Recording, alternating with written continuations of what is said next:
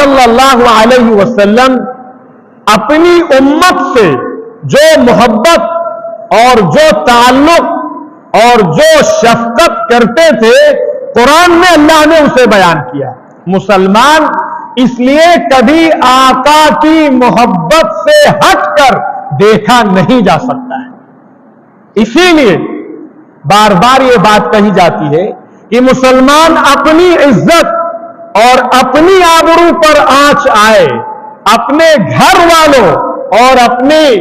عزیز اور خاندان اور ماں اور باپ کی عزت پر آنچ آئے تو یہ تو گوارا کر سکتا ہے اور اس کو تو کسی نہ کسی درجے میں بیئر اور برداشت کر سکتا ہے. لیکن آقا صلی اللہ علیہ وسلم کی زندگی, آپ کی عزت, آپ کے ناموس اور آپ کے کریکٹر, آپ کے کردار, آپ کے اخلاق پر اگر کوئی اس طرح کا